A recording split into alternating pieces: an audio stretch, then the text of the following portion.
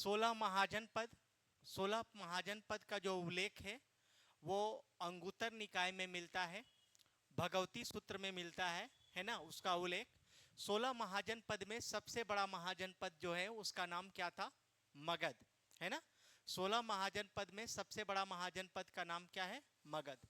आपको लिखाया गया था लास्ट पॉइंट में, आप लोग सभी लोग हेडिंग देना, मगध साम्राज्य, मगध साम्राज्य।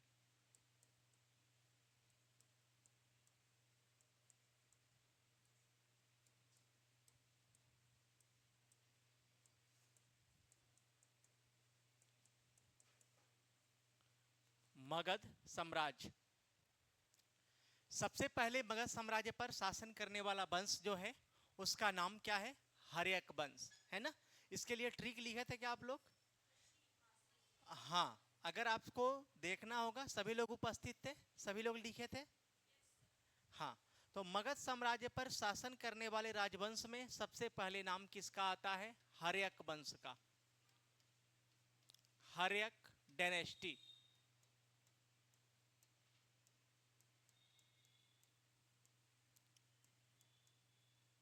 हर्यक डायनेस्टी, हर्यक वंश। सबसे पहला वंश का नाम क्या है? हर्यक वंश। इसके संस्थापक क्या थे? बिंबिसार। अगर आपसे पूछा जाए कि मगध साम्राज्य पर क्या हर्यक वंश ही सबसे पहले शासन किया है, सबसे पहले क्या हर्यक वंश ही शासन किया है, तो इससे पहले भी इस पर शासन करने वाले वंश है, लेकिन वो डेवलप नहीं हुए, वो प्रचलित नहीं हुए, वो नाम नहीं हुआ उनका। लेकिन नाम स्टार्ट कहां से हुआ? मगध साम्राज्य से, और मगध साम्राज्य में हर्यक वंश से। समझ में आ रहा है ना। तो सबसे पहला वंश क्या है? हर्यक वंश। इस हर्यक वंश के संस्थापक कौन थे? बिंबिसार। इस वंश की स्थापना किसके द्वारा किया गया? बिंबिसार द्वारा, बिंबिसार।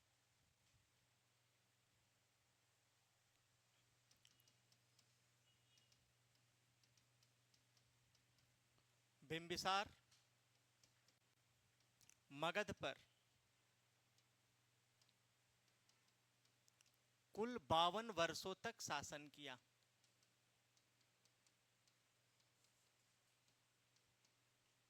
बिंबिसार मगध पर कुल 52 वर्षों तक क्या किया? शासन किया।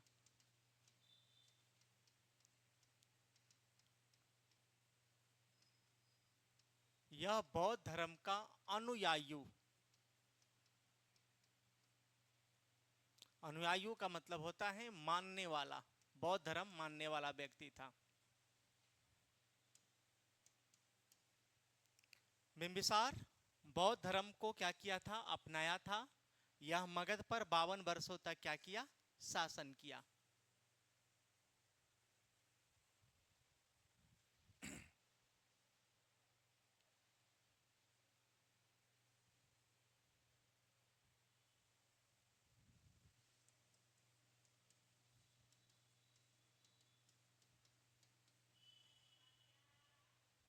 बिंबिसार 52 वर्षों तक क्या किया? शासन किया था।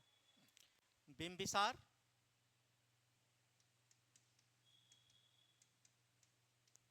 एवं इसके पुत्र अजात शत्रु, ठीक ना।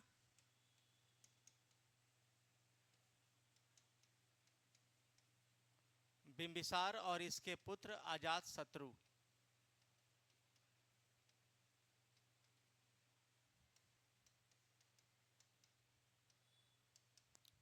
की राजधानी, इसकी जो कैपिटल थी वो कहाँ थी? राजगृह।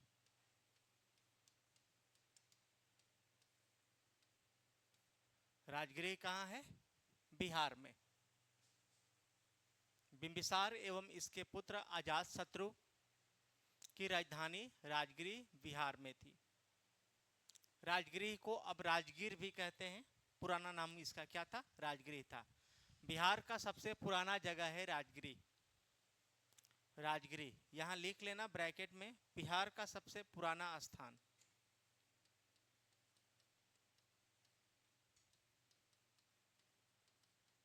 बिहार की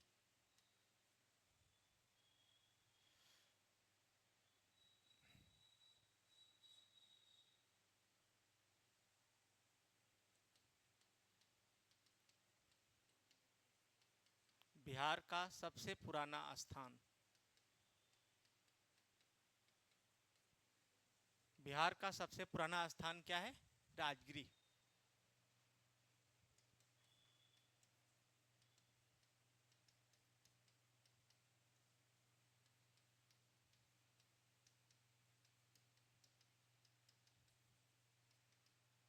बिंबिसार अपने क्षेत्र का विस्तार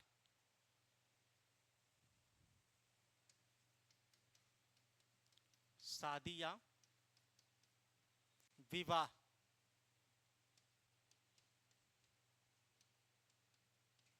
करके किया था। ये वही शादी किया करता था जहां पर उस घर से उसके प्रॉपर्टी इसको हासिल हो जाए। समझ में आ रहा है ना? जैसे देखो कोई कोई लोभी होते हैं, वो वही शादी करेंगे जो लड़की का भाई लोग ना हो, है ना, कि लड़की की प्रॉपर्टी किसके नाम हो जाएगा? मेरे नाम। ऐसे करते करते ये व्यक्ति जो है बिहार से चलकर अफगानिस्तान तक अपना एरिया कर लिया था। पूरे जीवन काल में ये बिंबिसार 550 विवाह किया था। कितने विवाह किया था? 550 विवाह किया था बिंबिसार। ये तो अपनी पत्नी को ही भूल जाता था, भूल जाता होगा, है ना? 550 का मतलब भूल जाना। 550 विवाह किया। ये उसी क्षेत्र में विवाह किया करता था जिस क्षेत्र की प्रॉपर्टी इसको हासिल हो जाए। और ऐसे करते करते अपने क्षेत्र जैसे पंजाब में शादी किया, कुछ एरिया राजस्थान में कर लिया, बिहार में कर लिया, ऐसे करते करते कश्मीर में कर लिया।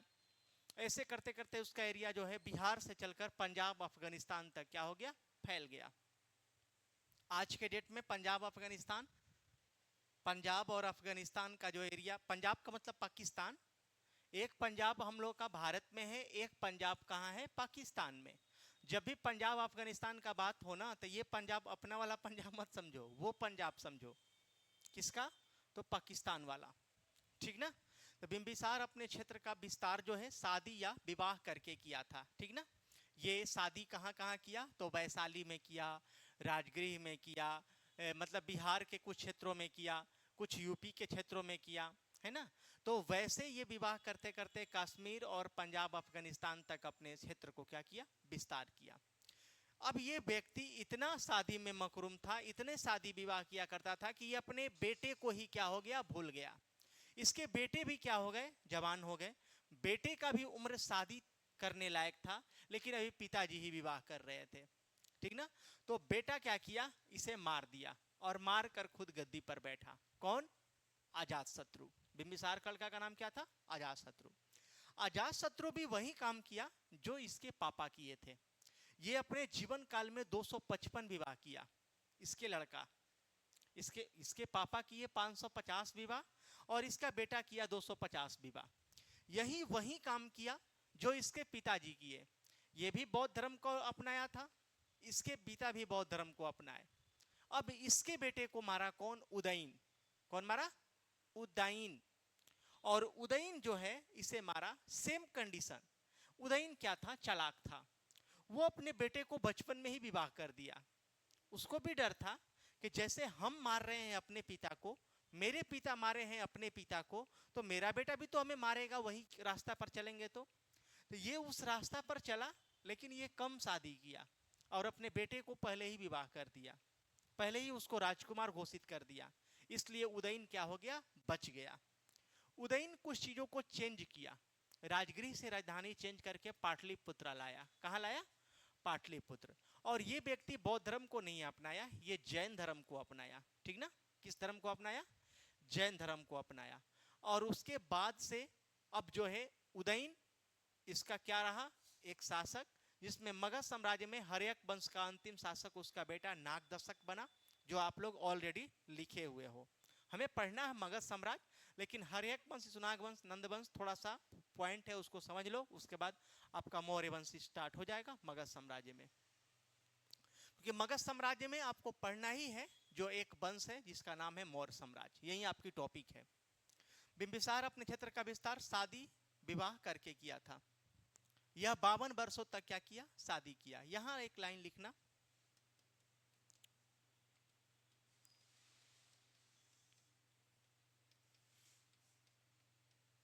बिंबिसार की हत्या इसके बेटे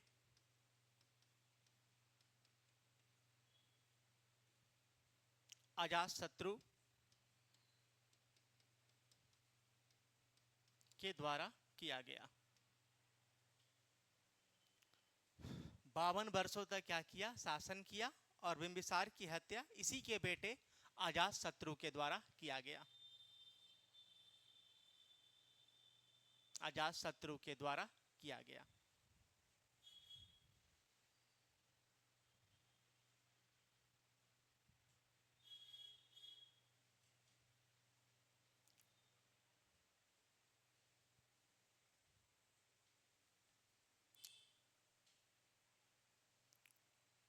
हो गया। अब देखना, ये मगध साम्राज्य लिखे हो आप, यहां याद रखना एक प्रथम वंश मगध वंश में अगर कोई था तो वो था बृहद्रथ वंश। बृहद्रथ वंश, इसके संस्थापक जो था वो खुद बृहद्रथ था, खुद बृहद्रथ ही था। लेकिन ये डेवलप नहीं हुआ, इसलिए ये प्रथम शासक में नहीं आता है।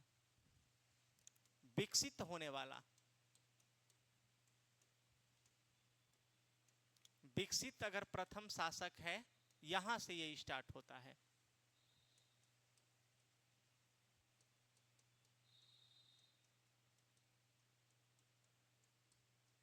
डेवलप अगर कहा जाए कि फर्स्ट अगर कोई शासक है तो वो फर्स्ट शासक हर्यक वंश है। लेकिन प्रथम शासक कौन था, बृहद्रथ वंश था। और बृहद्रथ वंश के संस्थापक जो थे खुद बृहद्रथ थे। अब बृहद्रथ जो था ना, इसका बेटा, बृहद्रथ का बेटा का नाम था जरासंघ। जरासंघ,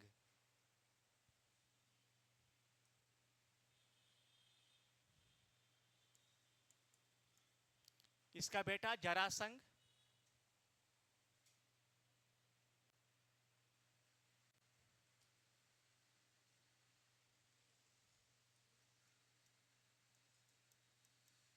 बृहद्रथ के बेटे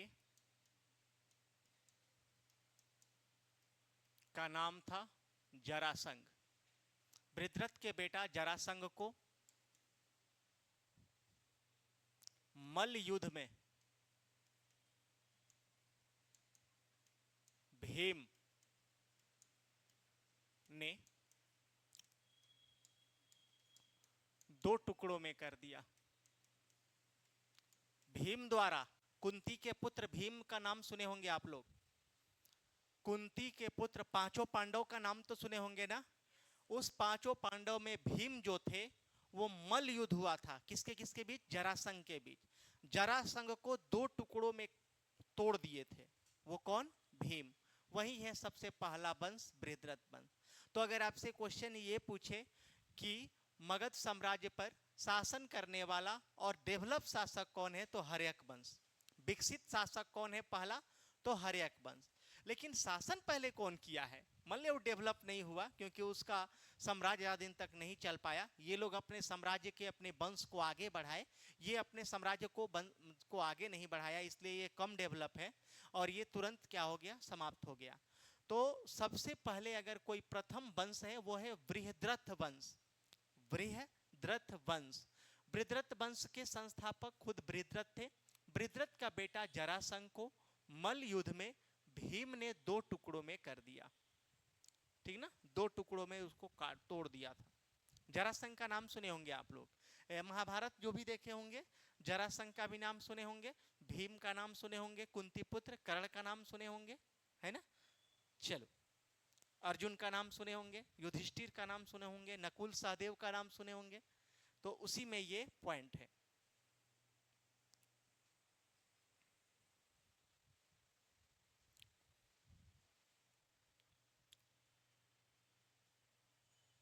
लिख लिए आप सभी? हो गया कंप्लीट? तो देखो, बिंबिसार एवं इसके बेटे दोनों की राजधानी कहाँ थी? राजगिरी। 52 वर्षों तक इसका बाप ये शासन किया था और 32 वर्षों तक इसका बेटा शासन किया, अजातशत्रु। लिखोगे अजातशत्रु का मूल नाम।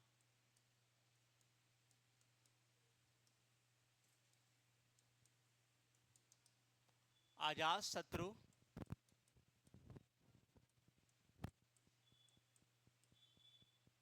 अजातशत्रु का मूल नाम जो था, जो निक नेम अजातशत्रु का था, वो था कुड़िक।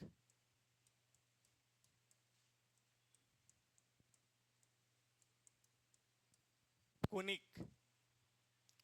अजातशत्रु का मूल नाम क्या था? कुनिक। कुड़िक, कुड़िक नाम था, कुनिक लिखाता है।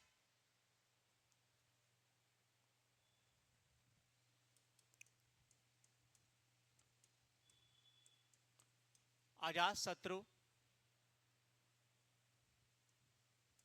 ने मगध पर 32 वर्षों तक शासन किया।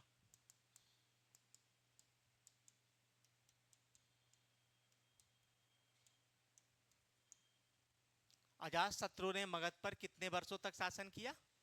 32 वर्षों तक शासन किया।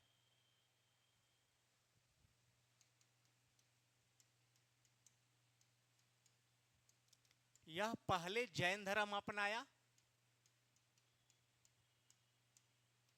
यह पहले जैन धर्म अपनाया, फिर बाद में बौद्ध धर्म।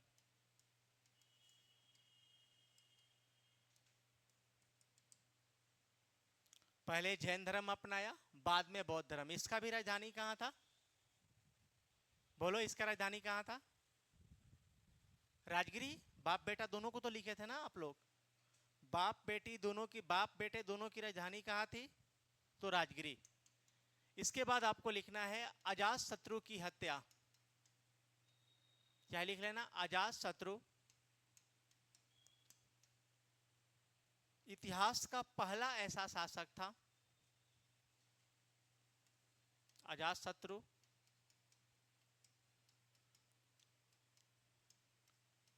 इतिहास का पहला शासक, हिस्ट्री में मतलब फर्स्ट ऐसा शासक था जो पिता की हत्या करके गद्दी पर बैठा था। अजातशत्रु इतिहास का पहला शासक जो पिता की हत्या कर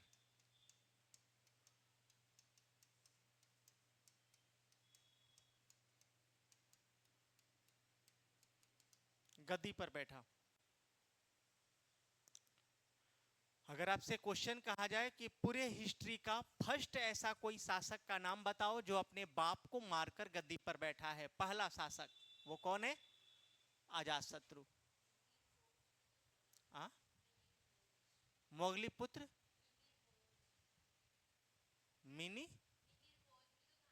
मिहिर भोज तो बाद में आएगा ना, ये लोग पहले शासक हैं। वो सब तो प्रतिहार वंश में ये सब आएंगे। ये ईसा पूर्व पढ़ रहे हो आप है ना? 544 ईसा पूर्व से गद्दी पर बैठना इन लोगों का क्या हुआ? शुरुआत हुई। ये ईसा पूर्व आप पढ़ रहे हो, समझ में आ रहा है ना? जैसे आप देखोगे तो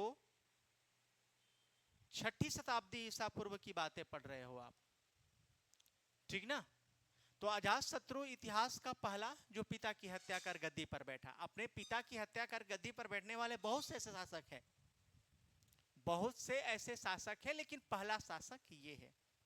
अपने पिता की हत्या कर गद्दी पर बैठा था मोहम्मद बिन तुगलक भी, जौना खा। किसको मारा था? तो क्या हो गया? अपने पिता जौना खा को, मतलब अपने जौना खा जो है अपने पिता को मारा था, जिसका नाम क्या था? गयासुद्दीन तुगलक। गयासुद्दीन तुगलक का बेटा ही मार दिया जौना खा, और उसी का नाम पड़ा था मोहम्मद बिन तुगलक, पागल एवं सन की बादशाह, ठीक ना? चलो, तो अजातशत्रु इतिहास का पहला शासक था जो पिता की हत्या कर गद्दी पर बैठा। अब इसको मारेगा इसी का बेटा। जैसी करनी वैसी भरनी हुई थी। अब यहां पर लिखना क्या है? अजातशत्रु की हत्या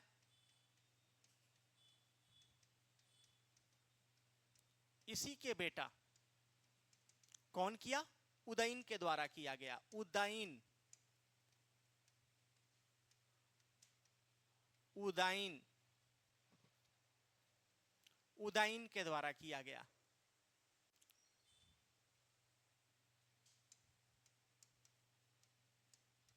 उदयन ने किया। उदयन जैन धर्म का अनुयायी था।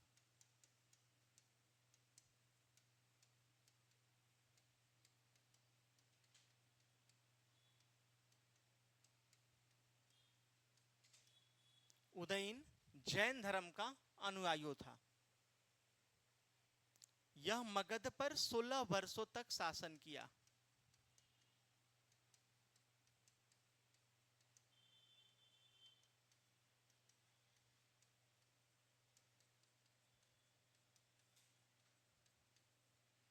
यह मगध पर 16 वर्षों तक शासन किया। 52, 32, 16। 52 इसके दादाजी बिंबिसार, फिर इसके पिताजी 32 वर्षों तक, और ये किया था 16 वर्षों तक शासन।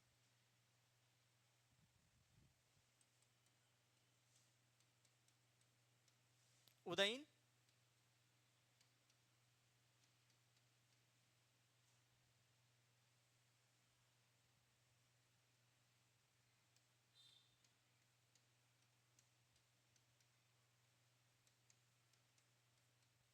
उदयन राजगृह से राजधानी स्थानांतरित कर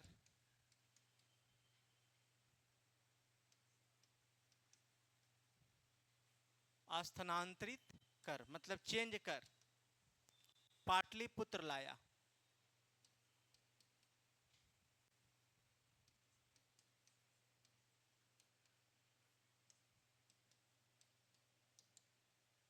ठीक ना? पाटलिपुत्र लाया।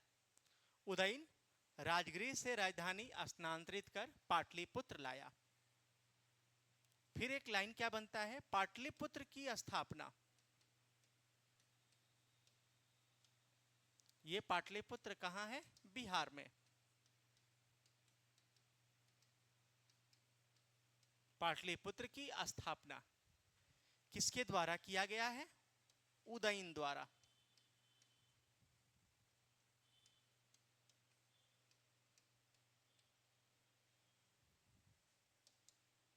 पाटलिपुत्र की स्थापना किसके द्वारा की गई? उदयन के द्वारा।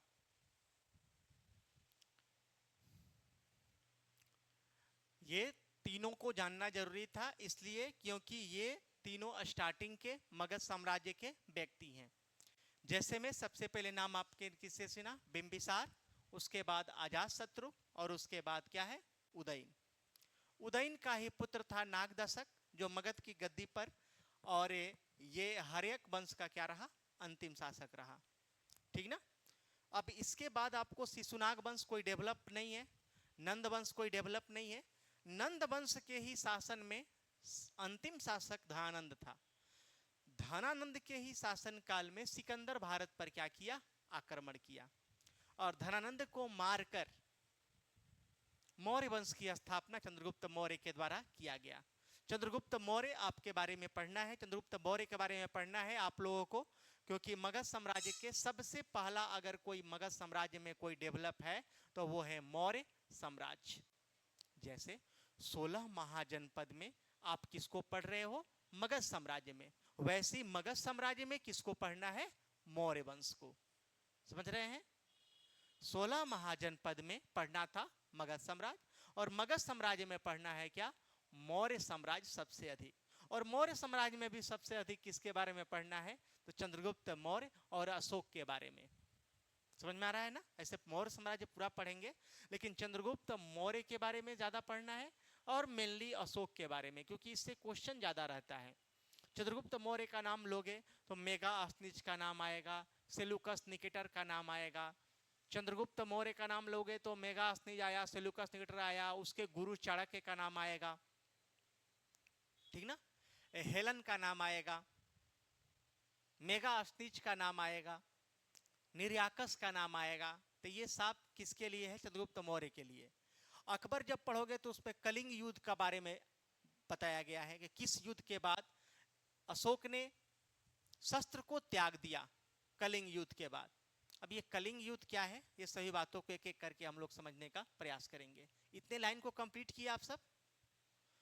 बिंबिसार हर्यक वंश के क्या था? संस्थापक। कितने वर्षों तक शासन किया? 52 वर्ष। उसके लड़के कितने बरस? 32 बरस। और उसके लड़के उदयन कितने बरस? 16 बरस। दोनों जो है बिंबिसार और अजातशत्रु, ये किस वंश के अनुयायी थे? किस धर्म के अनुयायी थे? बौद्ध धर्म। लेकिन इसका जो पुत्र हुआ जिसका नाम क्या है? उदयन, वो सीधा जैन धर्म को अपनाया। समझ में आ रहा है ना? चलो यही लिख लेना है। उदयन का पुत्र नागदशक, उदयन का पुत्र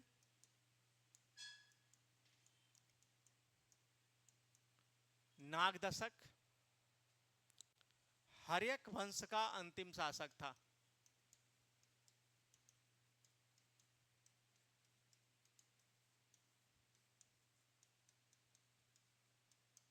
हर्यक वंश का अंतिम शासक था।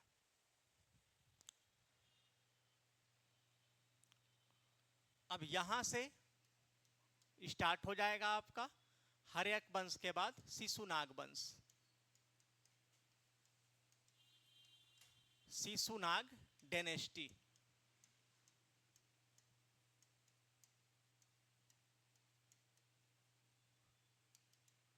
शिशुनाग वंश, शिशुनाग डायनेस्टी।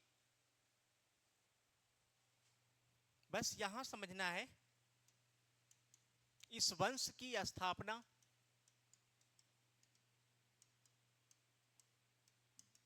किसके द्वारा किया गया? शिशुनाग के द्वारा।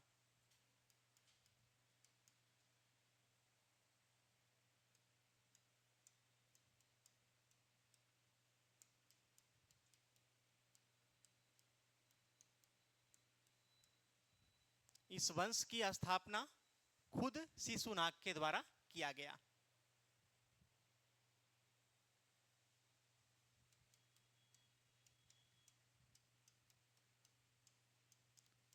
इसने अपनी राजधानी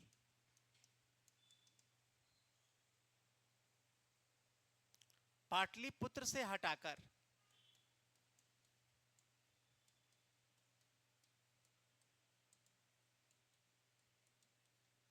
मतलब स्थानांतरित कर वैशाली लाया।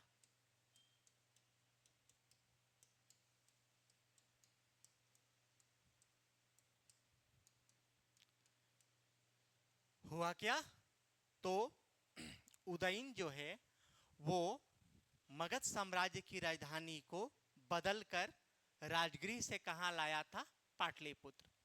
लेकिन जैसे ही वंश चेंज हुआ तो शिशुनाग वंश, शिशुनाग वंश के संस्थापक जो शिशुनाग थे, ये राजधानी को क्या किया?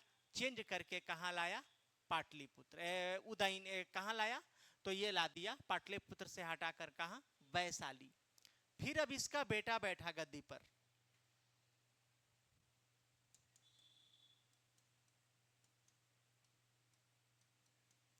शिशुनाग का पुत्र शिशुनाग का पुत्र कालाशोक पुनः राजधानी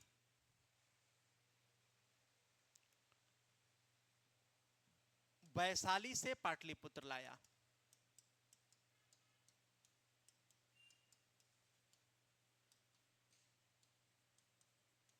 जब आपको टेबल लिखा रहे थे तो हम आपको बोले थे कि ये सब राजधानी का स्थानांतरित किया है।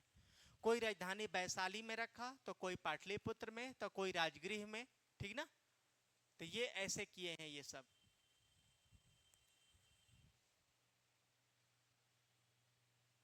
कालाशोक पुनः राजधानी वैशाली से पाटलिपुत्र लाया। अब पाटलिपुत्र ही राजधानी इसका रह गया।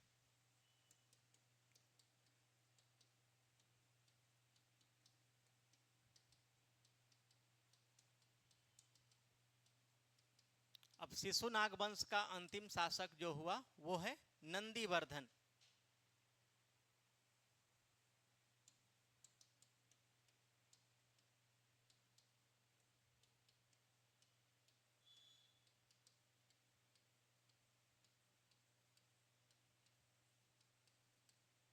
शिशुनाग वंश का अंतिम शासक कौन रहा? नंदीवर्धन। अब इसके बाद सीधा आ गया नंद वंश।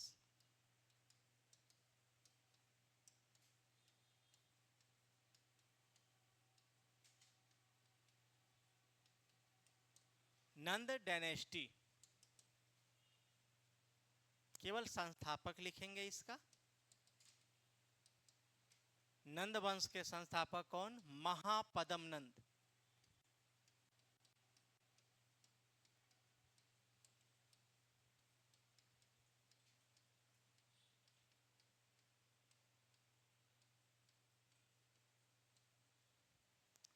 नंद वंश की स्थापना किसके द्वारा किया गया? महापद्म नंद के द्वारा। और इसका केवल अंतिम शासक लिखना।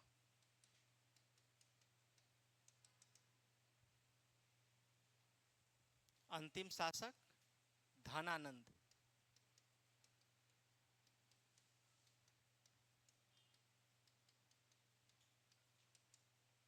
इसके शासन काल में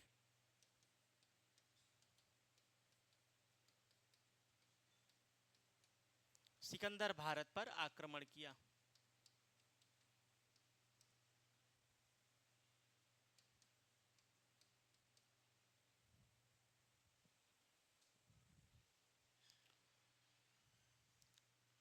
शिशुनाग वंश के स्थापना शिशुनाग के द्वारा किया गया। शिशुनाग का पुत्र जो था, चाहे शिशुनाग को लोगे तो पाटलिपुत्र राजधानी चेंज करके वैशाली लाया। शिशुनाग का पुत्र कालाशोक पुनः राजधानी वैशाली से फिर पाटलिपुत्र लाया। अंतिम शासक जो है इस वंश का था नंदीवर्धन। इसके बाद जो है गद्दी पर कौन बैठा? महापद्म नंद। याद रखना, जो वंश के अंतिम शासक है उस अंतिम शासक को आने वाले प्रथम जो वंश है वो मारकर गद्दी पर बैठा है। जैसे हर्यक वंश के अंतिम शासक नागदशक को किसने मारा होगा? महापद्म नंद। तभी तो नंद वंश की स्थापना किया। वैसे ही नंद वंश के अंतिम शासक धनानंद की हत्या कौन किया? चंद्रगुप्त मौर्य। तो मौर्य वंश की स्थापना की। मतलब यह है कि जो वंश चलते आ रहा है उस वंश के अंतिम शासक को किसी ने मारा और उस वंश को समाप्त कर नए वंश की स्थापना किया। समझ रहे हैं? जैसे कोई वंश है जो चलते आ रहा है, ठीक ना?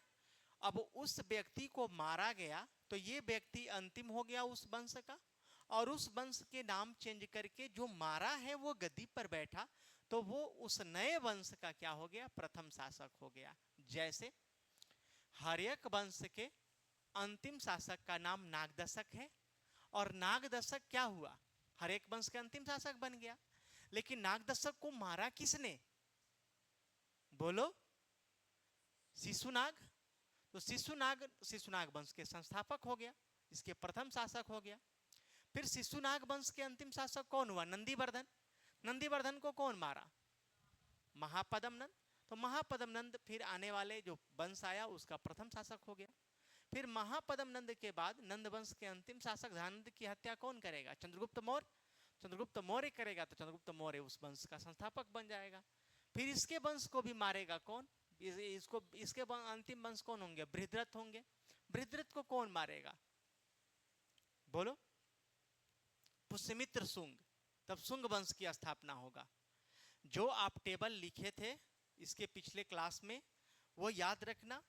जो अंतिम शासक है उस अंतिम शासक को मारकर आने वाले प्रथम शासक ने उसका स्थापना किया है। कोई दिक्कत परेशानी नहीं ना? चलो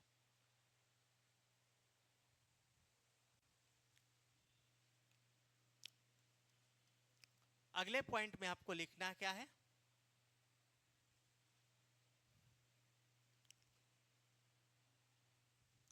सिकंदर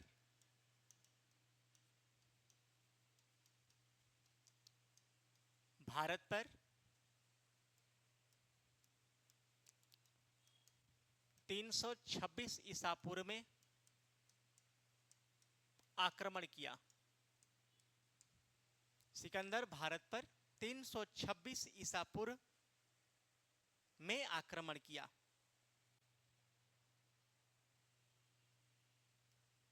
इसने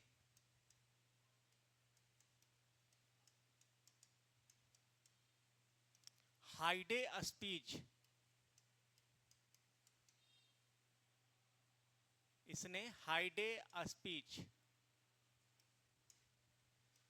का युद्ध जो हुआ है कब? 326 ईसा पूर्व। इसने हाइडे स्पीच का युद्ध 326 ईसा पूर्व, इसने हाइडे स्पीच के युद्ध में पंजाब के शासक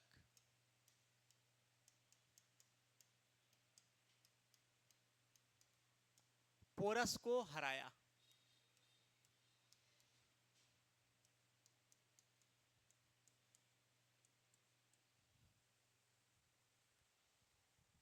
सिकंदर भारत पर 326 ईसा पूर्व में आक्रमण किया।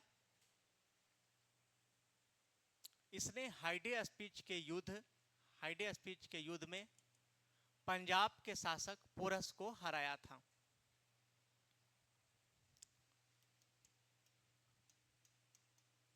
यह युद्ध बितस्ता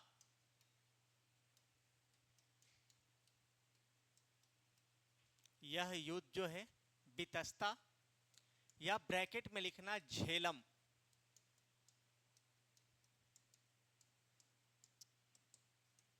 नदी के तट पर लड़ा गया।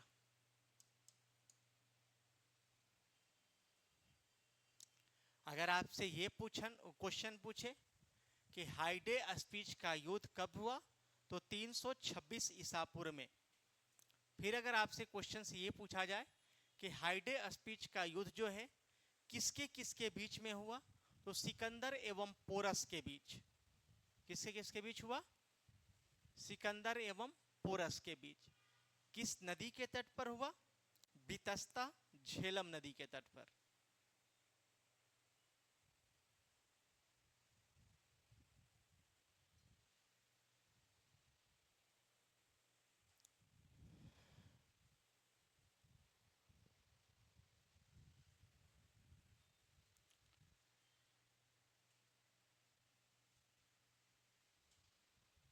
हो गया? समझ में आ रहा है क्या चीजें बोल रहे हैं शुरू से, है ना? 52 वर्षों तक शासन किसने किया? बिंबिसार। उसके बेटे शासन किया अजातशत्रु 32 वर्षों तक। फिर उसका बेटा उदयन शासन किया 16 वर्षों तक। बाप और बेटे दोनों बौद्ध धर्म के अनुयायी। उसके बेटे ने क्या किया? धर्म को भी चेंज किया, राजधानी को भी चेंज किया। धर्म चेंज किया तो जैन से बौद्ध से जैन में आ गया, और राजधानी चेंज किया तो उसने राजधानी राजगृह से कहाँ ला दिया? पाटलिपुत्र। फिर जब गद्दी पर शिशुनाग बैठा तो ये पाटलिपुत्र को चेंज करके वैशाली लाया। फिर शिशुनाग का बेटा कालाशोक बैठा, वो उसकी राजधानी को चेंज करके फिर कहाँ लाया? पाटलिपुत्र लाया। समझ में आ रहा है ना? तो वैसे ही अब देखो यहाँ समझना है कुछ बातों को कि सिकंदर भारत पर 326 आक्रमण किया 326 ईसा पूर्व में। सिकंदर का एक मकसद क्या था? सिकंदर इतने कम उम्र में विश्व विजेता क्यों कहा गया? इसका कहने का अर्थ यह था कि हम ये राज्य क्षेत्र पर आक्रमण करेंगे। इस राज्य क्षेत्र पर आक्रमण करके यहाँ के जितने भी शासक होंगे, इस शासक को हम अपने अंडर कर लेंगे। ठीक ना? और अपने अंडर करके अब जो हम बोलेंगे वही इन लोगों को करना होगा। और ये अब क्या करेगा? इधर के जो शासक है, इधर के जो क्षेत्र है, अब ये बोलेगा कि अब हम आगे आक्रमण करेंगे तो तुम हमें सपोर्ट करना। इसको बोलेगा तुम हमें सपोर्ट करना, इसको बोलेगा तुम भी लोग हमें सपोर्ट करना। कहां पर? यहां आक्रमण करने के लिए। फिर अब इसको अंडर में करके बोलेगा कि हम तुमको कुछ क्षेत्र दे देंगे, अब हम आगे आक्रमण करे जाएंगे, तुम क्या करना, सपोर्ट करना। ऐसे ही क्षेत्र को बढ़ाते गया, इस क्षेत्र पर आक्रमण किया, उसके अगले क्षेत्र पर आक्रमण करने के लिए इन्हीं लोगों को बोला, उधर आक्रमण किया, फिर उस अगले क्षेत्र पर इन लोगों को आक्रमण करने के लिए कहा। इसीलिए इसको विश्व विजेता कहा गया। क्या बोला गया? विश्व विजेता। किसको बोला गया? सिकंदर को। समझ में आ रहा है ना? अब देखो, अब ये होता क्या था, जैसे कुछ बातों को समझना। इसकी पत्नी थी, पत्नी एक ही थी, पत्नी एक ही को लेकर चल सकता है, शादियां ये लोग कर सकता है बहुत सारा, लेकिन लेकर चलना होगा पत्नी को। तो इसकी पत्नी का जो नाम था रेक्सोना नाम था। क्या नाम था? रेक्सोना। सिकंदर की पत्नी का नाम क्या था? रेक्सोना। रेक्सोना क्या करती थी, यहाँ के जो मेन राजा है ना, इस राजा को ये राखी बांधती थी।